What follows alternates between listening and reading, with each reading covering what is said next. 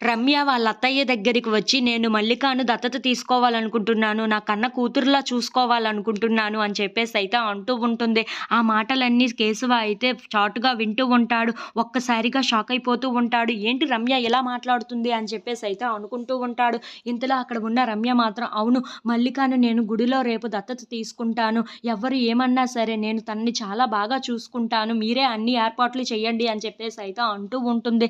ఆ మాటలు వినగానే అక్కడ ఉన్న కేశవకు చాలా కోపం వచ్చేసి, "రమ్య" అని చెప్పేసైతే చాలా గట్టిగా అరుచుకుంటూ రమ్య దగ్గరికి వస్తూ ఉంటాడు.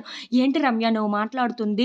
తండ్రికి అవకాశం లేకుండా, ఇష్టం లేకుండా నువ్వు మల్లికను ఎలా దత్తత తీసుకోగలవు?" అని చెప్పేసైతే అంటూ ఉంటాడు. ఆ మాటలు వినగానే అక్కడ ఉన్న రమ్య మాత్రం, "ఏమోనండి నాకు తెలియదు. మల్లిక నా దగ్గరే ఉండాలి. నా కూతురులాగానే పెరగాలి. అందుకే నేను మల్లికను దత్తత తీసుకోవాలనుకుంటున్నాను. ఎవరు ఏమన్నా సరే, మీరే ఎలాగైనా సరే గౌతమ్‌ను ఒప్పించండి. నన్ను మాత్రం నొప్పించకండి" అని చెప్పేసైతే అంటూ ఉంటుంది. ఆ మాటలు వినగానే అక్కడ ఉన్న కేశవ అయితే ఒక్కసారిగా షాక్ అయిపోయి చాలా బాధపడుతూ ఉంటాడు.